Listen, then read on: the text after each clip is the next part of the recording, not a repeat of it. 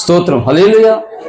దేవుని పరిశుద్ధ వాక్య భాగంలో నుండి యోహాను సువార్త 1వ అధ్యాయము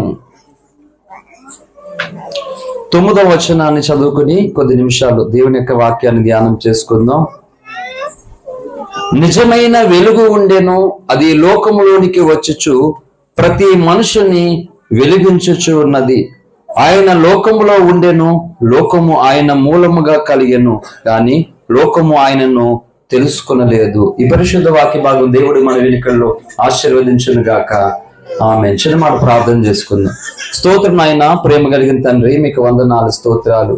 ఇగో ఈ రాత్రి అమ్మ ఇంతవరకు తండ్రి తన జీవితంలో అనిపించినటువంటి తన వేదనను, ఇగో నీ కృపలో ఎలాగనో పొందిన ఆనందమును సంఘం ఎదుట, సమాజం ఎదుట, కుటుంబం ఎదుట పంచుకుని నేటి దినమున ఇగో తన తల్లి యొక్క అయ్యా తండ్రి మరణ యొక్క దినమును జ్ఞాపకం చేసుకుని అలాగని ఈ క్రిస్మస్ వేడుకను కూడా ప్రభువా ఇగో కలిపి జరుపుకుంటుండగా చెప్పబడిన సాక్ష్యమును దీవించి అమ్మకి మంచి ఆరోగ్యం మీరు అనుగ్రహించి తనకిచ్చిన కుమార్తెలను ప్రభువా ఇగో అల్లులను, తోబుట్టులను, రక్త సంబంధులను అందరినీ కూడా మీరు దీవించండి, ఆశీర్వదించి ఆయన ఆరోగ్యములతో నిత్య భాగ్యమును కలుగు చేయమని ప్రార్థిస్తున్నాను.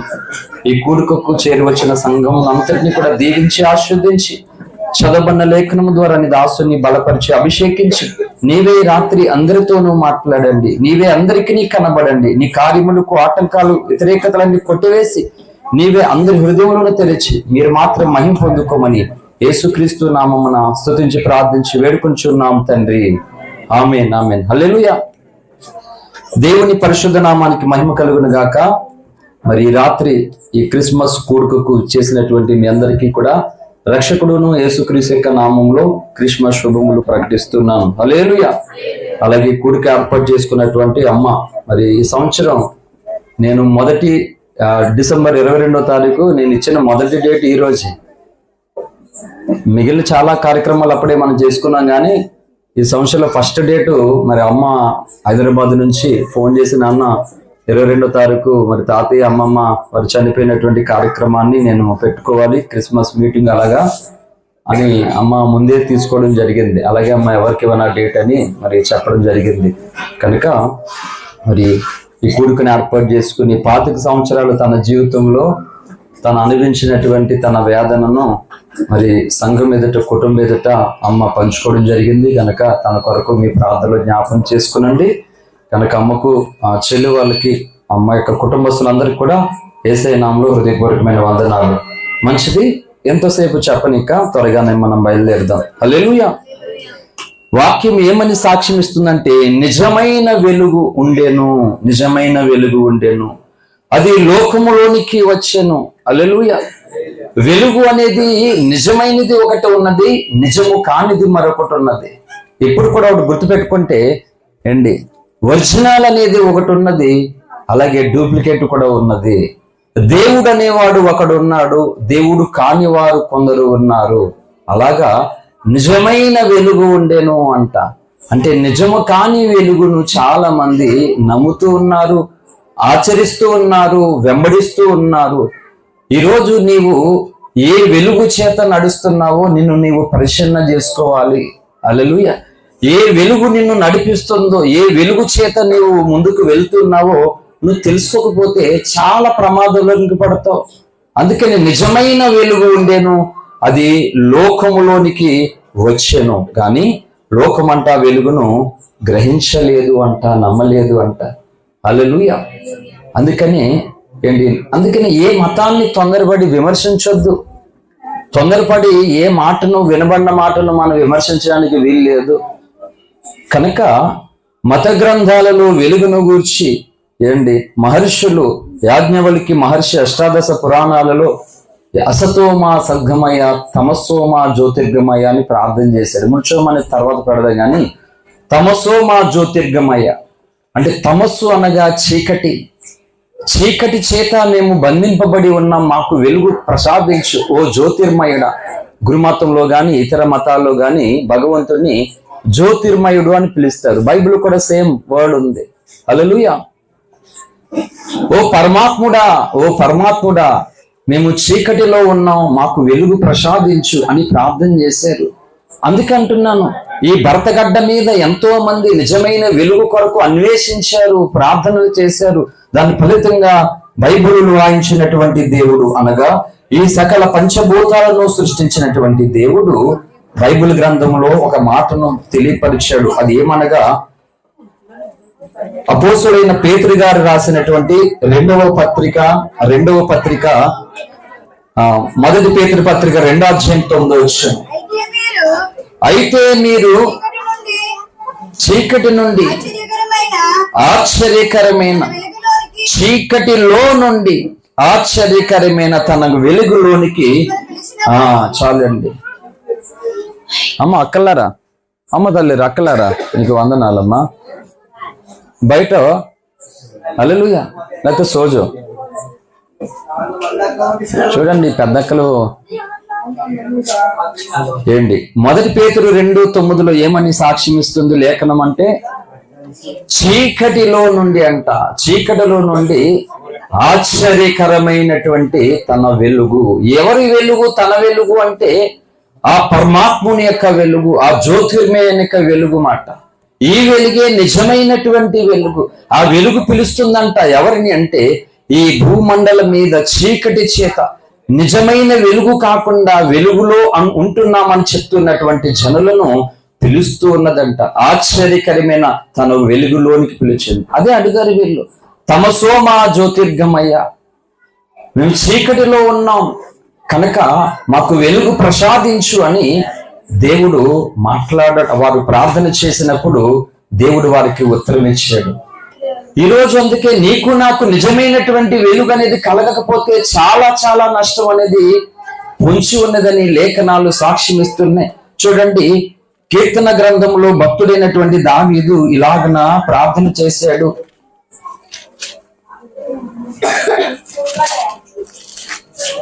త్వరగా లేఖనాలను మనం జ్ఞానించుకుంటూ మనం ముందుకు వెళ్ళిపోదాం. 119వ కీర్తన 130వ చరణం. నీ వాక్యములు వెల్లడెగుడు తోడనే వెలుగు కలుగును, అవి తెలివి లేని వారికి. ఆమేన్, హల్లెలూయా. ఈ వెలుగు లోకంలో ఉన్నది, ఇప్పుడు ఆ వెలుగు మనలోనికి రావాలట. అర్థమవుతుందా? ఈ వెలుగు మనలోనికి ఎలా వస్తుందో చెప్పండి. అంటే ఆ వెలుగు మనలోనికి రావాలంటే వాక్యము అనేటువంటి దాని ద్వారా వస్తుందట. ఈ వాక్యము ఎవరి దగ్గరికైతే వస్తుందో, ఈ వాక్యం ఎవరైతే తమ హృదయంలో చోటిస్తారో, దాచుకుంటారో, వాళ్ళలోనికి వెలుగు వస్తుందట. హల్లెలూయా. కాబట్టి ముగించేస్తున్నాను, త్వరగా అయిపోయింది, మనమందరం బయలుదేరదాము. కనుక వాక్యము వెల్లడెగుడు తోటనే వెలుగు కలిగిను, అవి తెలివి లేని వారికి తెలివి కలిగించును. చూడండి, చాలా మంది చాలా డిస్టర్బ్ చేస్తున్నారు వీళ్ళు. లైవ్ లో ఉన్నాం. అమ్మా నువ్వు లేచిపోయి వెనకత లేచిపో నువ్వు. స్తోత్రం, హల్లెలూయా. అంబరానికి అంటేలా సంబరాలు, యేసయ్య పుట్టాడని రక్షింపవచ్చాడని, యేసయ్య పుట్టాడని రక్షింపవచ్చాడని. అంబరానికి అంటేలా సంబరాలతో చాటాలా, అంబరానికి అంటేలా సంబరాలతో చాటాలా, యేసయ్య పుట్టాడని రక్షింపవచ్చాడని. ప్రవచనాలు నెరవేరాయి, శ్రమ దినాలు ఇకపోయాయి. ప్రవచనాలు నెరవేరాయి, శ్రమ దినాలు ఇకపోయాయి. విడుదల ప్రకటించే, శిక్షను తప్పించే, విడుదల ప్రకటించే, శిక్షను తప్పించే, యేసయ్య పుట్టాడని రక్షింపవచ్చాడని, యేసయ్య పుట్టాడని రక్షింపవచ్చాడని. హల్లెలూయా. యేసయ్య ఎందుకు పుట్టాడో అర్థం కాలేదు జనులకు, రక్షించడానికి అంట. దేవుడు పుట్టింది ఎందుకంటే రక్షించడానికి. అంటే నిజమైనటువంటి ఒక వెలుగు నీ యొద్దకు రావాలి అంటే ఏం చేయాలంటే ఆత్మస్వరూపైనటువంటి దేవుడు పుట్టాడు. ఆయన వాక్య శబ్దమైనటువంటి దేవుడు ఈ లోకంలో ఉద్భవించాడు కనుక వాక్యం ఎక్కడైతే వెల్లడవుతాదో వారికంట వెలుగు కలుగుతుందని దావీదు దీర్ఘదర్శి మహర్షి ఈ ప్రార్థన చేస్తున్నాడు. 130 అందరు కూడా లైన్ అండర్లైన్ చేసుకోండి. నీ వాక్యములు వెల్లడగుడితోడ నీ వెలుగు కలుగును, అవి తెలివి లేని వారికి తెలివి కలిగించు. నేను చెప్తున్నాను, ఏమీ తెలియదు, చదువు రాదు, లోక జ్ఞానము ఏమీ తెలియదు, అయినా సరే వారు గనక ప్రార్థనలో దైవ స్వరము వినగలిగి వాళ్ళ ప్రార్థనా గదిలో దేవుని ప్రత్యక్షతను పొందగలిగితే ఆ చదువు లేనటువంటి వారి దగ్గర చదువుకున్నవారు కూడా పనిచేయరు మాట. ఎందుకంటే దైవ వాక్యములు అనంత జ్ఞానం అనేది కలిగి ఉంటుంది. హల్లెలూయా. ఏంటి, చాలా మంది జ్ఞానాన్ని సంపాదించాలనుకుంటున్నారు కానీ దేవుని వాక్యకు చోటు ఇవ్వకుండా జ్ఞానవంతులు ఎలా అవుతారండి? అవరు అసలు. హల్లెలూయా. దేవుని యొక్క వాక్యమునకు నీ జీవితంలో చోటి, బోధకులందరికంటే విశేష జ్ఞానం నీకు కలుగుతుంది. ఏ బోధకుడైతే హృదయంలో వాక్యానికి చోటు ఇవ్వకపోతే జ్ఞానం ఉంటుందా? ఉండదు, ఉండదు. శాస్త్రులు, పరిచయులు, సద్దుకైలు, ధర్మశాస్త్ర ఉపదేశకులు గొప్ప గొప్ప జ్ఞానవంతులు, వాళ్ళు గొప్ప గొప్ప మేధావులు. ఎంత జ్ఞానులు, ఎంత మేధావులు, చదువు రాని ఒక సామాన్యుడు, ఒక వేటగాడు, చేపల వేటకు వెళ్ళేటువంటి కొంతమంది వేటగాళ్ళను చూసి భయపడ్డారంటే గొప్ప జ్ఞానులు. చూడండి, అపోస్తుల కార్యముల గ్రంథము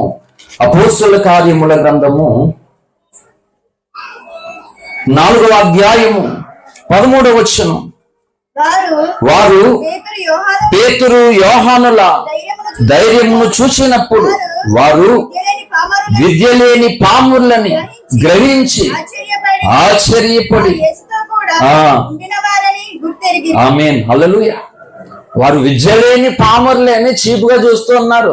వీళ్ళకి ఆరోగ్యం లేదులే, వీళ్ళకి చదువు రాదులే, వీళ్ళకి డబ్బు లేదులే, బలం లేదులే, బ్యాక్గ్రౌండ్ లేదులే అనుకుంటున్నారట. నేను చెప్తున్నాను, యేసు ఎవరితోటైతే ఉంటాడో వారు సామాన్యులు కాదు. వారు హల్లెలూయా, సామాన్యులు కాదు. లోకంలో వాళ్ళు నార్మల్ గానే ఉంటారండి. కానీ దేవుడు ఒకరికి ఉత్తనే తోడుగా ఉంటాడా చెప్పండి? ఊరికినే తోడుగా ఉంటాడు ఒకరికి దేవుడు. కానీ దేవుడు ఎవరికైతే తోడై ఉంటాడో వారి జీవితాలు సామాన్యంగా ఏమి ఉండవు, అసలు అసమానముగా ఆశ్చర్యము కలిగించే విధంగా. ప్రపంచం అంతా కూడా మీరు పరిశుద్ధ లేఖనాలలో చూడండి, ప్రస్తుత తరములో చూడండి, దేవుడు తోడుగా ఉన్నటువంటి జనులు ఎంత బలముగా వారు ఉన్నారు, వారు ఎంత జ్ఞానము కలిగిన వారికి ఉన్నారు, వారి వెనకాల దేవుడు ఎంత సహకారిగా ఉన్నాడో మనం పరిశీలన చేస్తే మనకు అర్థమవుతుంది. ఐగుప్తు దేశంలో యోసేపుకు తోడుగా ఉన్నాడు దేవుడు. ఏంటి, గొర్రెలు కాసుకున్న దావీదుకు తోడుగా ఉన్నాడు దేవుడు. వాళ్ళ జీవితాలు ఎంత ఘనముగా మారిపోయినా చూడండి. హల్లెలూయా. కనుక విద్యలేని పామర్లట వీళ్ళు, విద్యలేని పామర్లే. కానీ వాళ్ళు చూసి ఆశ్చర్యపోతున్నారంటే ఈ జ్ఞానులందరూ కలిపి. అంటే వారు యేసుతో పాటు ఉండిన వారట. నేను చెప్తున్నాను, క్రైస్తవ జీవిత యాత్రలో ఈ 2 ప్రక్రియలు ఖచ్చితంగా జరగాలి. నీకు మర్మాలు తెలియకపోయినా పర్వాలేదు, యేసుతో నీవు ఉండాలి, నీతో యేసు ఉండాలి. ఈ 2 లేకపోతే నువ్వు దేవుని రాజ్యానికి చేరవు నువ్వు, అంతే. హల్లెలూయా. వీరంతా యేసుతో ఉన్నారట. ఎవరు? పేతురు, యోహానులు, విద్యలేని అందుకనే దేవుడు ఏం చేస్తాడు తెలుసా?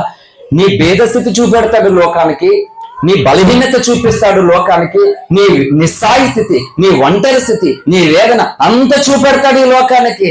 చూపెట్టేది ఎందుకంటే వెనకాల దేవుడు ఎలాంటి శక్తితో నీకు తోడుగా ఉంటాడో అది కనబరచడానికి మొదటి బలహీనత అంతా, సామాన్య స్థితిని అంతా చూపెడతాడు. అందుకే ముందు వాళ్ళకి ఏం తగిలించబడిందంటే విద్యలేని పాములను తగిలించబడింది. ఆ విద్యలేని పాములే కదా వీళ్ళంతా అనుకున్నారు వాళ్ళు. కానీ ఆశ్చర్యము కలిగించేలా కలిగింది. ఆ కారణం యేసుతో ఉన్నారట. నేను చెప్తున్నాను, క్రైస్తులైన నీతో వాక్యం లేకపోతే యేసు నీతో ఉండడు. ఎందుకంటే ఆయన వాక్యమునకు లేఖనాలు. ఇప్పుడు ఎందుకు పాడిన పాట అంటే కొంచెం డిస్టర్బెన్స్ గా ఉంది, ఏదో పాట పాడాలనిపించి పాడాను కానీ నిజానికి అది లేఖన సందర్భంగానే పాట. ప్రవచనాలు నెరవేరాయట ఆయన పుట్టడము ద్వారా. కనుక తమసోమా జ్యోతిర్గమయ్య ముచ్చు చీకటిలో ఉన్నటువంటి మాకు వెలుగు ప్రసాదించు. కనుక ఈ 119వ కీర్తన 130 వాక్యము వెల్లడగు తోడనే వెలుగు కలుగును, అవి తెలివి లేని వారికి తెలివిచ్చాను. ఆ చిన్నప్పుడు మా అమ్మ అనేది బెండకాయ కూర తింటే బాగా చదువు వస్తుందండి. అయితే అమ్మ రోజు బెండకాయ ఉండేవాడిని నేను. అని స్కూల్లో బాగా చదవాలని ఆశ. హల్లెలూయా. మాట్లాడితే బెండకాయ. ఇప్పుడు కూడా ఇంకా నాకు అలాగే బెండకాయ ఎట్టేస్తున్నారు ఎక్కడ పడితే అక్కడ. హల్లెలూయా. ఇప్పుడు తెలివి ఎందుకు? అప్పుడు స్కూల్లో అన్నిట్లో ఫస్ట్ వాళ్ళు బెండకాయ తింటే బాగా తెలివి వస్తుందంట. చేపల కూర అస్సలు ఒక్కసారి కూడా తీసుకెళ్లేదు నేను స్కూల్లోకి. అదంతా ఇంట్లో మాట, లోపల కొట్టేవాడిని అంతా. బయటకు వెళ్ళామంటే అసలు చేప సమస్య లేదు మాట. అవసరమే చెప్తున్నాను, పిల్లలకి చికెన్ మటన్ ఎట్టపోయినా పర్లేదు, కానీ చేపలు పెట్టండి, చాలా మంచిది చేపలు. హల్లెలూయా. పిల్లలు తినండి చేపలు, బెండకాయలు దొండకాయలు తర్వాత తిందరు, కానీ చేపలు చాలా మంచిది, ఆరోగ్యానికి మంచిది. చేపలు కూడా జ్ఞానం కలిగితే, ఎందుకంటే దేవుని మాటకు లోబడిన చేప ఏంటి ఎక్కడికి తీసుకెళ్ళింది?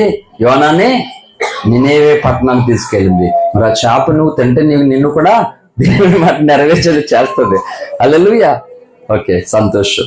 కనుక వాక్యానికి అంత నువ్వు ఇంపార్టెంట్ ఇస్తే, వాక్యానికి నువ్వు లోబడితే, వాక్యం నీతోటి ఉంటే ఖచ్చితంగానే నీకు సమయోచితమైన జ్ఞానము అనేది దేవుడు నీకు అనుగ్రహిస్తాడు. హల్లెలూయా. త్వరగా లేఖనాల్లో మనకు ముందుకెళ్ళిపోదాం. అంతేకాదు, భక్తుడైన దావీదు ఇలా అన్నాడు. 18వ కీర్తనలోనికి రండి. త్వరగా మీరు కొంచెం కోఆపరేట్ చేస్తే నేను ఆమేన్ అంటాను అంట. హల్లెలూయా. 18వ కీర్తన 28వ చరణం. నా దీపం వెలిగించేవాడు నీవే, నా దేవుడైన యెహోవా చీకటిని నాకు వెలుగుగా చేయను. కాన్సెప్ట్ మర్చిపోవద్దు. నిజమైన వెలుగు, ఈ వెలుగు నీకు కావాలి అంటే, ఈ వెలుగు నీలో ఉండాలంటే ఏం చేయాలట? ఆ మాట చెప్తుంది, నా దీపం వెలిగించేవాడు నీవే, నా దేవుడైన యెహోవా చీకటిని నాకు వెలుగుగా చేయను. ఇప్పుడు చూడండి అమ్మ, అందరూ ఒకసారి మీరు మాట్లాడుకోవడం మానేసి నన్ను చూడండి. ఇప్పుడు మనలో ఒక మాట చెప్తున్నాను, అందరూ మనలో చీకటి ఉందా లేకపోతే వెలుగుందా? మనం చీకట్లో ఉన్నామా వెలుగులో ఉన్నామా? చెప్పండి. యాక్చువల్లీ నార్మల్గా ఇప్పుడు రాత్రి అంటే చీకటిలో ఉన్నాం ప్రజలందరూ ఉన్నాం, కానీ జీవితంలో ఎక్కడ ఉన్నాం మనం? అమ్మ ఇంట్లో కొంచెం సైలెంట్ గా మాట్లాడుకోండి. హల్లెలూయా. జీవితంలో ఎక్కడున్నాం? ఇప్పుడు రాత్రి అందరికీ, లోకంలో అందరికీ రాత్రే. అమెరికా వాళ్ళకి పగలు కావచ్చు, కానీ మనకి రాత్రే. అయితే చూడండి, ఇప్పుడు మన జీవితం అనే దాంట్లో వెలుగులో మనం నడుస్తున్నామా చీకటిలో నడుస్తున్నామా? లేఖనం చెప్పింది, మొదటి యోహాను పత్రికలో యోహాను ప్రవక్త ద్వారా పరిశుద్ధాత్మ దేవుడు ఇలాగన ప్రకటింపజేశాడు. ఏమనంటే మొదటి యోహాను పత్రిక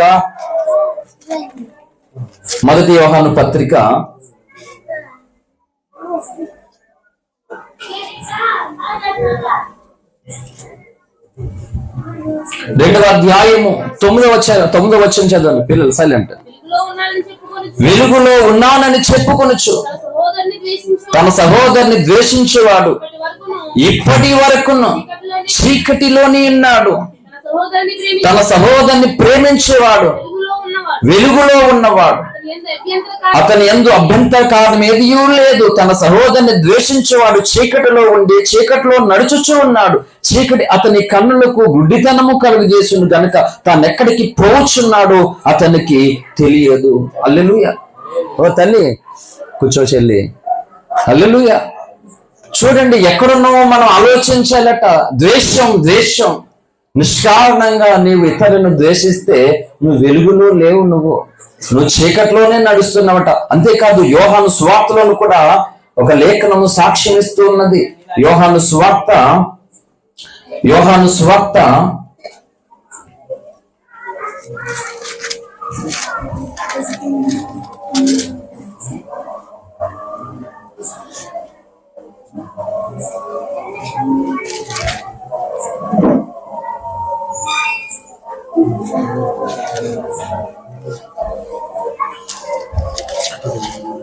9వ అధ్యాయము, యోహాను సువార్త 9వ అధ్యాయము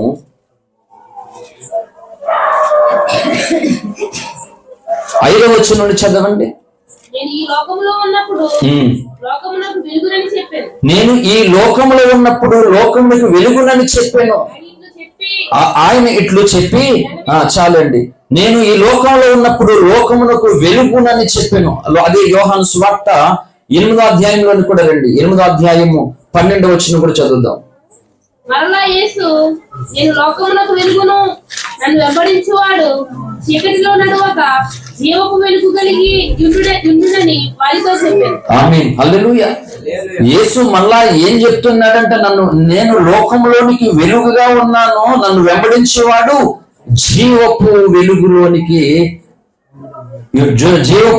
జీవపు వెలుగు కలిగి ఉండునని వారితో చెప్పాను. మరలా యోహాను పత్రిక, మొదటి యోహాను పత్రిక, ఈ 3 కలిపి చెప్తాను నేను మళ్ళా మీకు.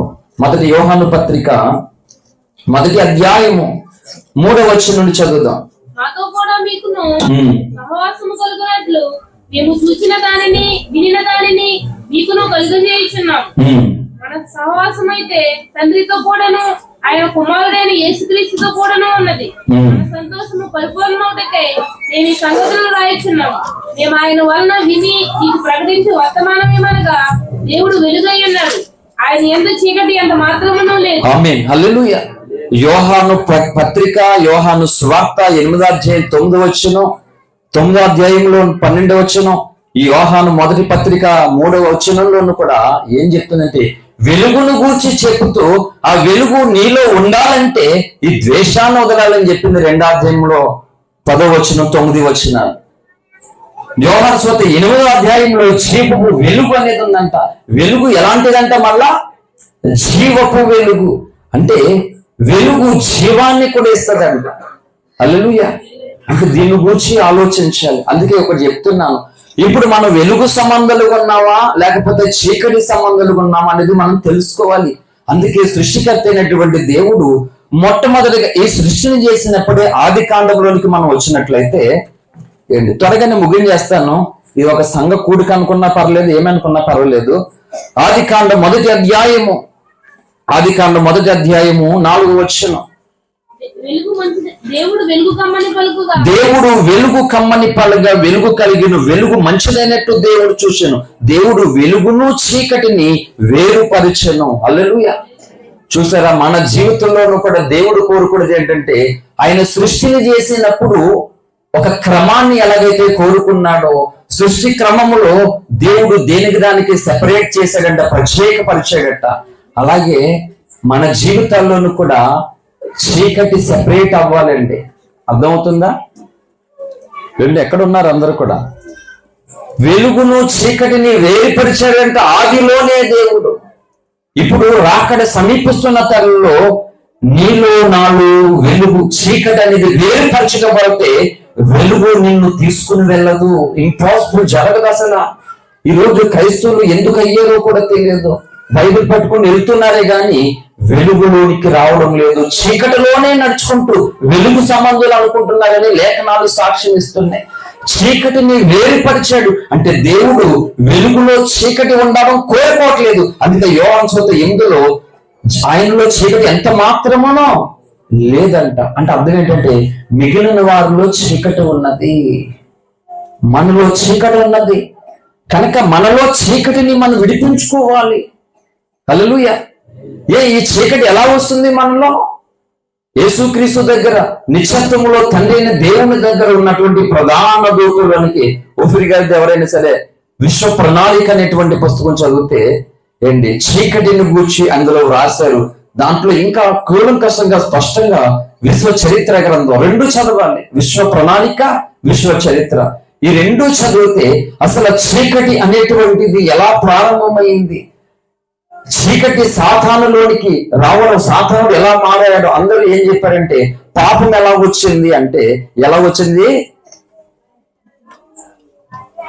ఈ పండు తిన్నందువలన పాపం వచ్చింది. హల్లెలూయా. అవునా?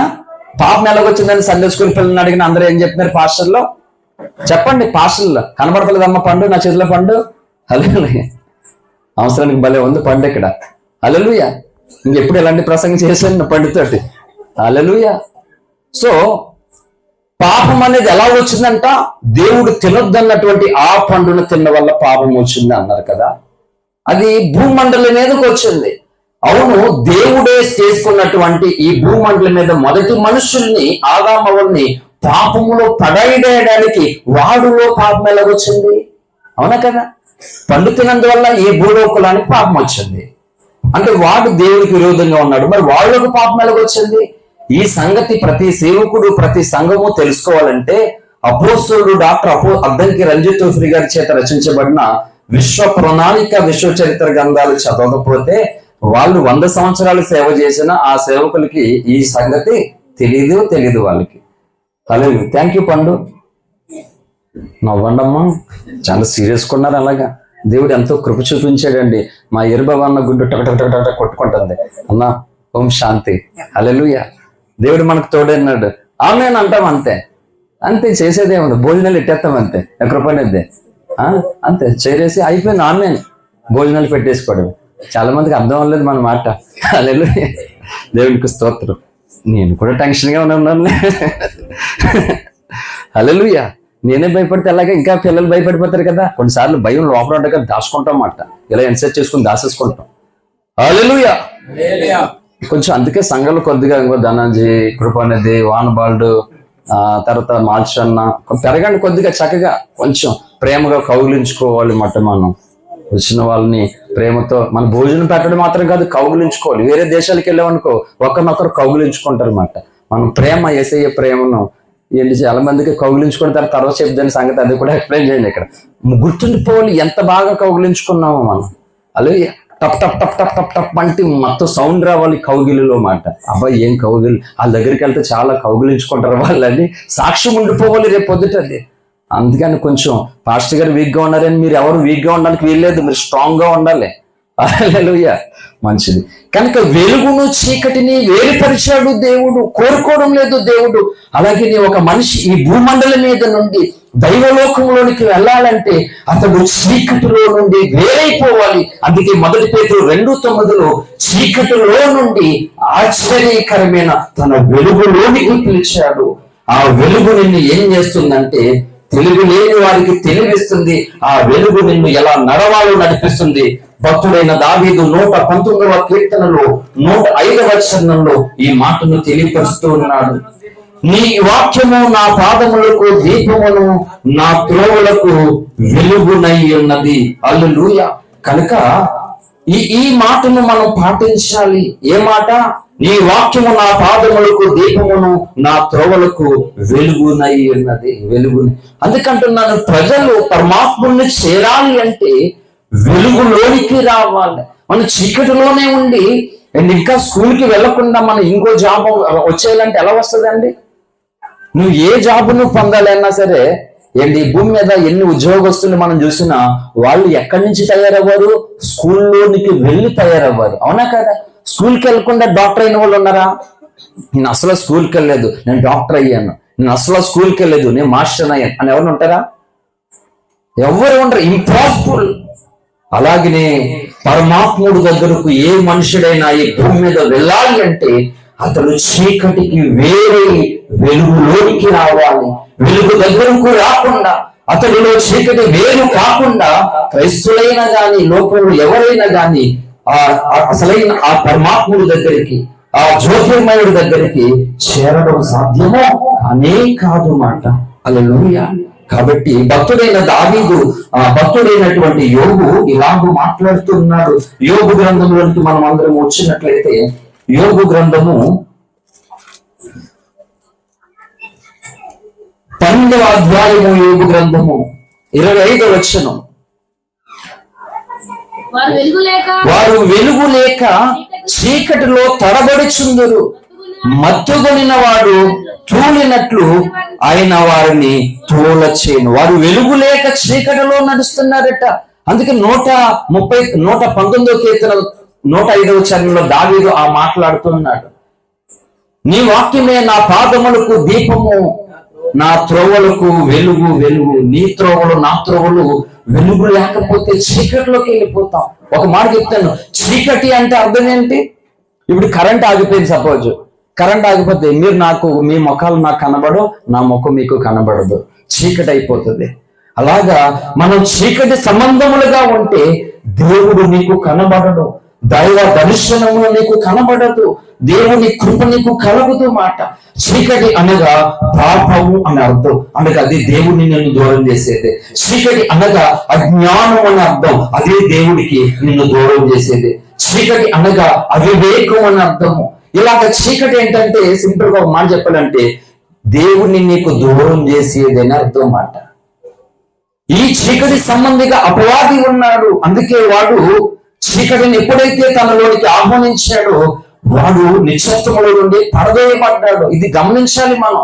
ఈ ఆదామవలను పాపంలో పడేయడానికి పూనుకున్న వాడు చీకటిని వాడిలోనికి ఆహ్వానించుకోవడం వలన వాడు పాతాళానికి పడవేయబడ్డాడు నిశ్చత్వంలో నుండి. ఈ భూమండలంలో పాపములో ఉన్న మనము యేసుక్రీస్తు రక్తంలో కడగబడి తన జీవ వెలుగులోనికి వచ్చి మనం నిశ్చయమైన వెలుగు ఎద్దుకు తీసుకురావడానికి దేవుడు మనం నడిపిస్తున్నాడు. గనక మన మూల వాక్యము ఇలాగ వ్రాయబడి ఉంది. ఇప్పుడు చదవండి, త్వరగా ముగించేస్తాను. మూల వాక్యంలోనికి రండి, త్వరగా చదవండి. మూల వాక్యము యోహాను సువార్త 1వ అధ్యాయం 9వ వచనం నుండి. అది లోకానికి వచ్చుచు ప్రతి మనిషిని వెలిగించుచున్నది. ఆయన లోకములో ఉండెను, లోకమాయన మూలముగా కలిగెను, కానీ లోకమాయనను తెలుసుకొనలేదు. లోకం ఆయనను తెలుసుకొనలేదు. లోకం అంటున్నాడు. లోకం అంటే ఎవరు అంటే వెలుగు దగ్గరకు రానివారు, ఇంకా చీకటిని ప్రేమిస్తూ ఉన్నవారు, చీకటి సంబంధులుగా ఉంటున్నటువంటి వారు వీళ్ళు రాలేరు అనంట. అందుకే నిజమైన వెలుగు లోకములో ఉండెను. లోకాసువార్త 11వ అధ్యాయము 34-35 వచనాలను త్వరగా చదవండి. లోకాసువార్త 11వ అధ్యాయం 34 వచనం నుండి. నీ దేహమునకు దీపము కన్నే గనక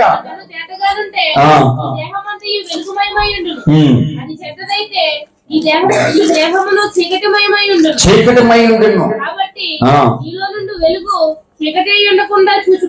నీలో ఉన్న వెలుగు చీకటి ఉండకుండా చూచుకోవాలట. హల్లెలూయా. మనలో ఉన్నటువంటి వెలుగు అది చీకటిగా కాదో మనం తెలుసుకోవాలి.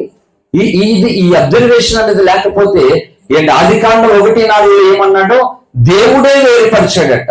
అవునా కదా? అంటే దేవుడు ఏం కోరుకుంటున్నాడంటే 6వ రోజు చేయబడినటువంటి మానవుని జీవితంలో చీకటి లేని వ్యక్తిగా దాన్ని టోటల్ గా డెఫినెట్ గా దాన్ని డివైడ్ చేయడానికి కోరుకున్నాడు దేవుడు.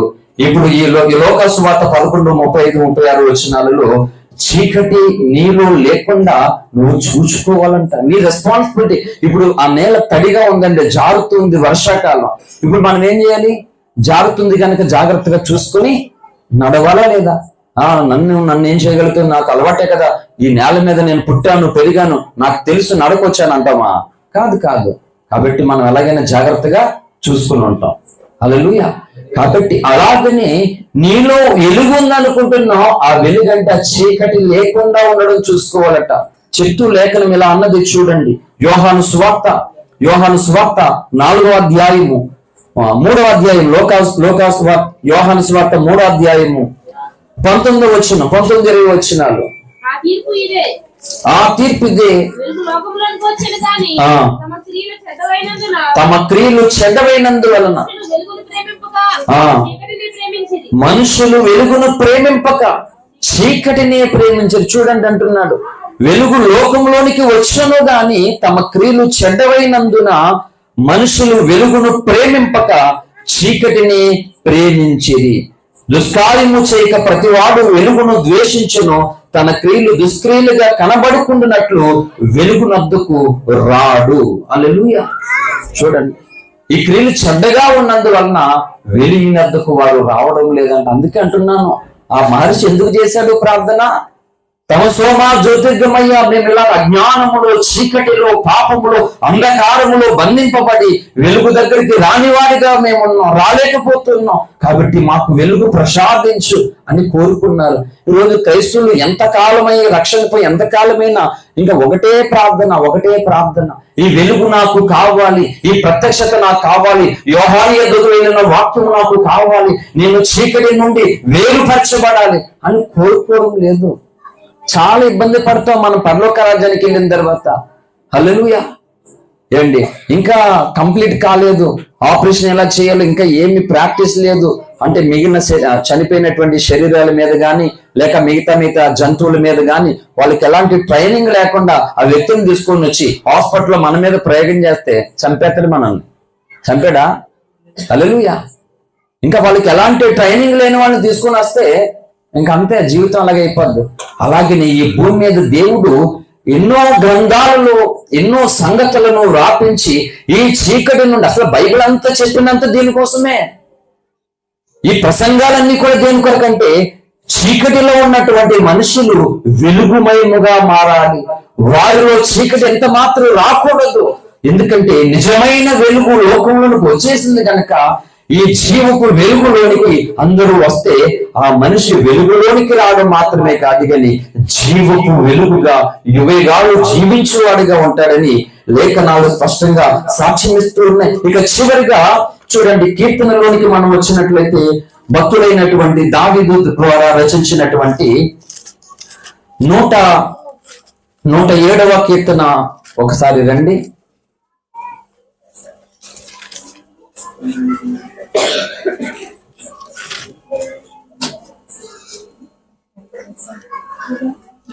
సారీ 112వ కీర్తన 112వ కీర్తన 4వ చరణం.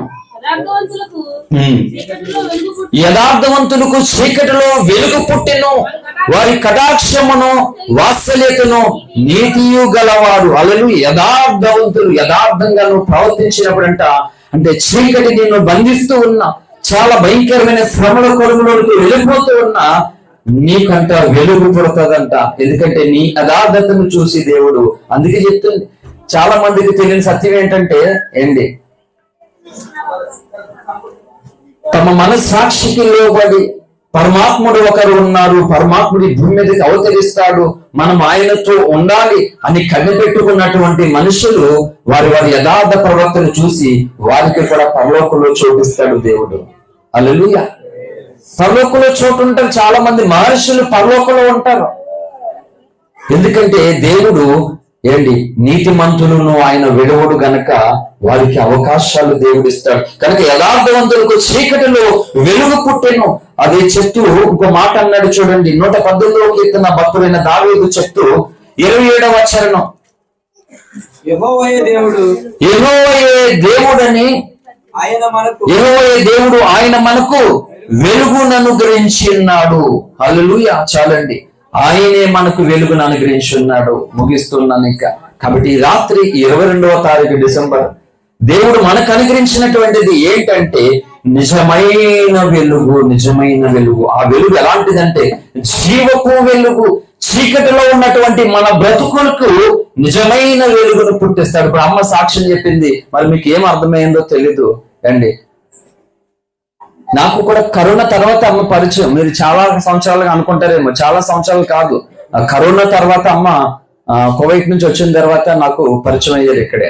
అయితే ఈ 25 ఏళ్లలో తన జీవితంలో ఎన్ని భయంకరమైనటువంటి పరిస్థితులన్నీ ఎదుర్కొని ఒక మాట చెప్తున్నాను, ముగ్గురు ఆడపిల్లలను పెంచి పోషించి వాళ్ళకి పెళ్లి చేయడం ఒక్కరు అంటే ఎంత కష్టం ఆలోచించండి. ఈరోజు భార్యాభర్తలు కుటుంబం కష్టపడుతూ ఒక్కొక్క ఆడపిల్లకు పెళ్లి చేయాలన్నా చాలా కష్టం అయిపోతూ ఉంది. చిన్న పిల్లలను చదివించుకోవాలన్నా చాలా కష్టం అవుతుంది. తన జీవితంలో ఎంత భయంకరమైనటువంటి ఆ వేదన బాధ, తనక్కడ పిల్లలు ఇక్కడ చుట్టూ ఇన్ని రకాలమైనటువంటి శ్రమల వేదనలో నేను చెప్తున్నాను. తన కన్నీటిని ఎవరు జ్ఞాపకం చేసుకున్నారు చెప్పండి? ఎవరు జ్ఞాపకం చేసుకున్నారు? వెలుగైనటువంటి ఆ దేవుడే కాదా తనకి ఆ మనోధైర్యము ఆ దివ్యత కలుగజేసి ఇప్పుడు వాళ్ళు అమ్మ నోటితో ఏదో పలుకుతుందని మమ్మల్ని తిట్టుకుంటుంది ఆమె లక్ష్మి గారు అని అనుకుంటూ ఉన్నారు. అంటే నోటితో స్తుతించింది.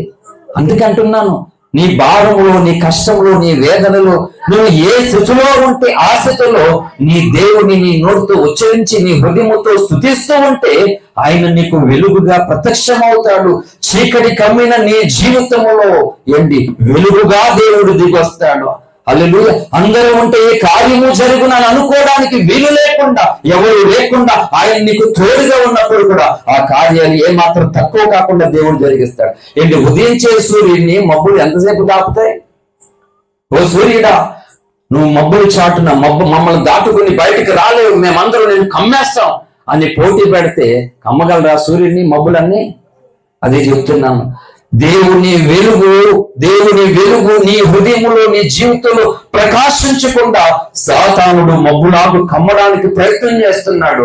కానీ ఆయన ఎవడు ఆపలేడు, కానీ నువ్వు ఆపేసుకుంటున్నావు. ఆ వెలుగు నువ్వే ఆపేసుకుంటున్నావు. అమావాస్య ఎలా దాపుతుంది? సైన్స్ ప్రకారంగా, సైన్స్ లా ప్రకారంగా అమావాస్య ఎలా కలుగుతుందంటే, మనం నివసిస్తున్న ఈ భూమి ఉంది, సూర్యుడు ఉన్నాడు. అయితే ఈ అమావాస్య అంటే చంద్రుడు చీకటైపోవడమే కదా. చంద్రుడు కనబడడు ఆకాశంలో, అమావాస్యగా మనకు కనబడుతుంది. 15 రోజులు కృష్ణపక్షం, 15 రోజులు శుక్లపక్షం. అది తెలుగు మాంసంలో ఇవన్నీ కూడా మనకు జరుగుతుంటాయి అన్నమాట. ఈ జనవరి, ఫిబ్రవరి ఎలాగో తెలుగు సంవత్సరాల్లో ఈ పాడ్యమి, విద్య, తది అనేటువంటి దాంట్లోనూ జరగడం జరుగుతుంది. అది వేరే సంగతి. అయితే సూర్యుని వెలుగు చంద్రుడి మీద పడకుండా, అంటే ఈ స్విచ్ ఆఫ్ చేస్తే లైట్ ఆగిపోతుంది, అలాగా సూర్యుని వెలుగు చంద్రుడి మీద పడకుండా ఈ భూమి మధ్యలోకి వెళ్తుంది అన్నమాట. భూమి అడ్డంగా ఉంటుంది అన్నమాట.